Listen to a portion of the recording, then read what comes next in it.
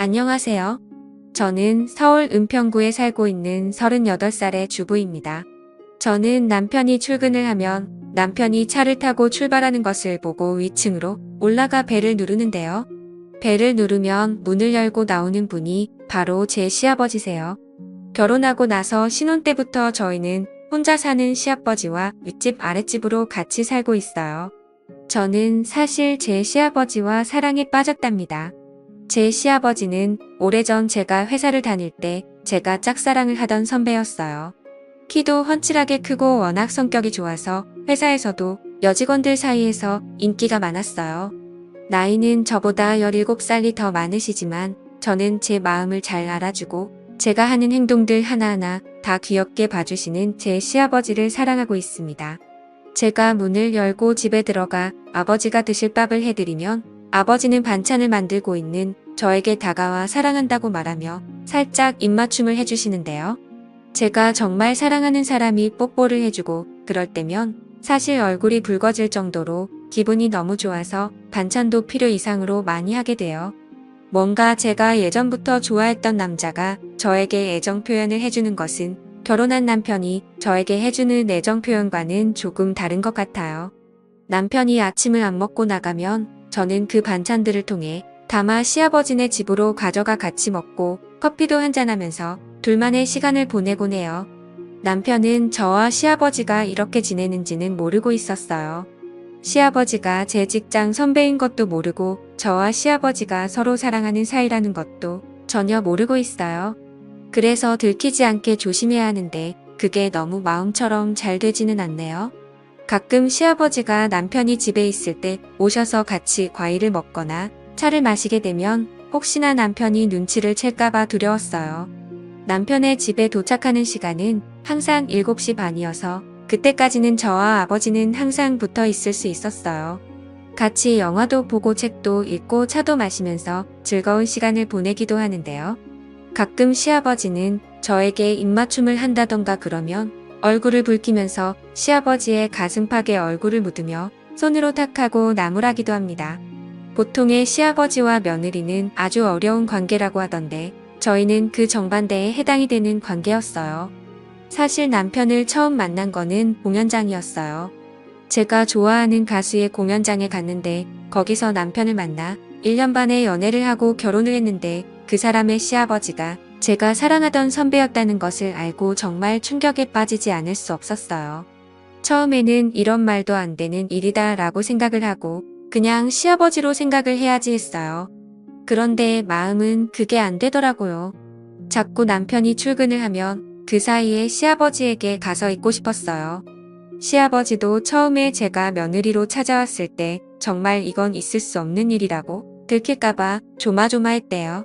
그런데 이렇게 아들이 출근을 하고 나서 아무도 없을 때 둘이 있게 되니 너무 좋아서 아무 생각도 안 난다고 해요. 정말 한 쌍의 연인처럼 그리고 남편보다 더 부부같이 생활을 해서 정말 시아버지가 제 남편이었으면 좋겠다고 생각을 할 때가 많아요. 그해 여름에 저와 시아버지는 결국 실수를 해버리고 말았어요. 제가 연애 때처럼 시아버지의 집에 가서 문을 열고 들어가서 시아버지가 드실 반찬을 만들어 냉장고에 넣고 혹시 시아버지가 깨셨는지 궁금해서 방으로 들어가 보았어요. 그런데 시아버지는 러닝 하나에 속옷만 입고 주무시고 계셨어요. 저는 그런 아버지를 사랑스러운 눈빛으로 바라보고 있었는데 그때 시아버지가 눈을 뜨고 저를 보는데 그만 저도 모르게 아버지에게 다가가 버렸어요. 그러자 시아버지도 제 속마음을 표출한 것에 호응을 해주셨고요. 그렇게 우리는 사고를 저질러 버렸어요. 저와 시아버지는 그때부터 남편 몰래 만남을 이어오고 있습니다. 처음에는 그냥 너무 사랑해서 한 번만 실수였다라는 생각으로 시작했는데 점차 그런 생각은 없어지고 둘만의 즐거움으로 변해갔어요. 이제는 남편한테 들켜도 상관이 없다는 생각이 들었습니다. 시아버지는 그런 저를 보고 자기는 그런 걸 원하지 않는다고 우리는 더 이상 이렇게 지속이 되면 안 되는 사이라고 말했지만 저는 그 말을 그냥 흘려들었어요. 저는 시아버지와 팔짱을 끼며 하고 싶은 것들을 했어요. 그렇게 계속 저희가 만나고 있다는 것을 남편이 알게 되었어요. 남편이 외근을 가다가 저와 시아버지가 같이 있는 것을 보고 수상하게 생각하여 길을 따라오다가 결국 저희가 같이 호텔로 들어가는 것을 보게 된 거예요. 정말 아니라고 부인할 수 없는 증거를 잡히게 된 거예요. 남편은 호텔에서 저와 아버지를 보고 저는 잘못했다고 무릎을 꿇고 울면서 빌었지만 남편은 받아주지 않았어요. 남편은 도련님과 아가씨에게도 이 사실을 모두 다 말해버렸고 저와 시아버지는 그때부터 지옥이 뭔지 알게 되었어요. 남편은 우리가 사는 아파트부터 시작해서 단지 내에 저와 시아버지가 자기 몰래 쓰레기 같은 불륜을 저질렀다. 남편을 버리고 시아버지와 그딴 만남을 한 추악한 여자다 등등 소문을 퍼뜨리고 다녔고 밖에 나갈 때마다 사람들의 수근거림과 조롱과 멸시를 들어야 하는 비참함을 느끼게 해주었습니다. 저는 그런 말을 들어도 그냥 참을 수 있었지만 제가 사랑하는 제 시아버지가 그런 말을 듣는 것이 너무나도 참혹하고 지옥보다 더 고통스러웠습니다. 입소문이 한번 퍼지니까 정말 무서울 정도로 빨리 퍼지고 또 넓게 퍼지더군요. 저희가 사는 아파트 단지뿐만이 아니라 그 옆에 있는 아파트 단지에도 이런 사실이 퍼지면서 어딜 가나 바람핀 여자라고 소문이 돌았어요. 고작 앞에 있는 편의점에 가도 편의점 알바생과 주인이 저를 이상한 여자로 보고 뒤에서 수근수근 대는데 정말 창피하고 얼굴을 못 들고 다니겠어요.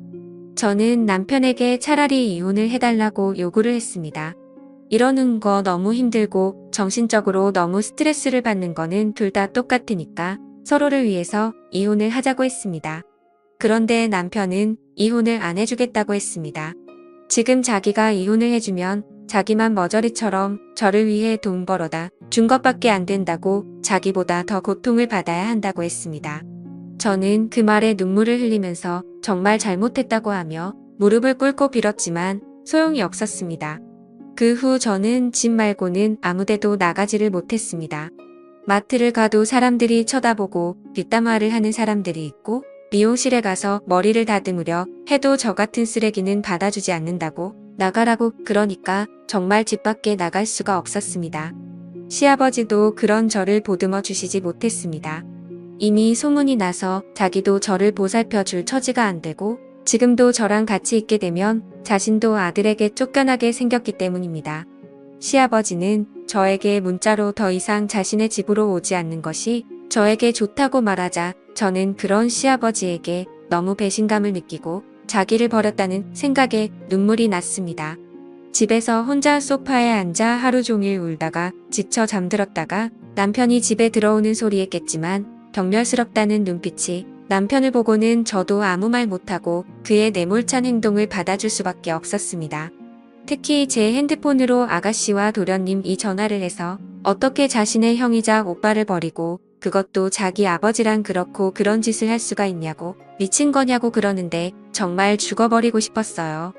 아가씨는 제가 처음에 시집 올 때부터 이런 여자라는 사실을 알고 있었다는 둥 언젠가는 이런 일이 일어날 줄 알았는데 그게 자기 아버지와 일어날 줄은 정말 꿈에도 생각 못했다고 하면서 저에게 말씀을 하셨어요. 저는 아무 말 못하고 그저 듣기만 하고 잘못했다고 말밖에 할 수 없었습니다.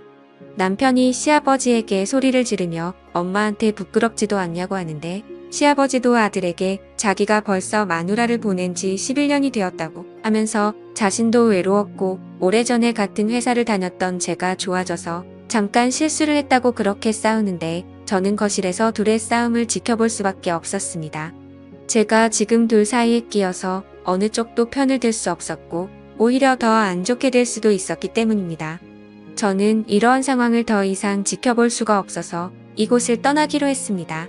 남편은 이혼을 안 해주고 제가 바람핀 대가를 치르게 해주겠다고 했으나 저는 결국 그 대가를 다 받지 못하고 저 혼자 살겠다고 새벽에 남편이 자고 있는 사이에 집을 나와 예전의 친구와 살았던 곳이 혼으로 들어갔습니다. 남편이 전화가 왔지만 받지 않자 문자로 저 혼자 살겠다고 그렇게 나갔다고 나중에 후회하지 말라고 하는데 그 말이 현실이 되더군요. 남편은 저에게 이혼 소송을 했지만 제가 참석하지 않았고 그래서 남편의 증거 자료에 의해 제가 남편에게 위자료를 주게 되었고 제가 그 위자료를 주지 않자 신용불량자로 등록을 해 어떤 신용카드도 못 쓰게 되었어요. 그래서 통장이 있어도 돈을 빼서 쓸 수도 없고 오직 현금으로만 생활을 해야 하는 지경이 된 거예요. 직장도 다니지 못하고 아무 일도 못하니까 돈도 못 벌고 먹을 것도 못 먹는 상황이 되니 제가 저지른 잘못이 얼마나 큰 잘못인지 알게 되더군요. 이 글을 읽으시는 분들은 저처럼 바람을 피지 마세요. 한번 잘못된 선택을 하는 순간 그 뒤부터 정말 힘들어집니다. 그러니까 사랑해서 결혼을 한 배우자와 평생을 같이 하시고 다른 그 어떤 이성에게도 마음을 주지 마세요. 오늘의 사연은 여기까지입니다. 오늘의 사연을 듣고 여러분들은 어떤 생각들을 하셨나요? 여러분들의 생각들을 자유롭게 댓글로 공유해 주시면 감사하겠습니다. 저는 더 재미있는 썰 이야기로 돌아올 것을 약속드리며 오늘 영상은 여기서 마무리하도록 하겠습니다. 오늘 영상도 시청해 주셔서 대단히 감사합니다.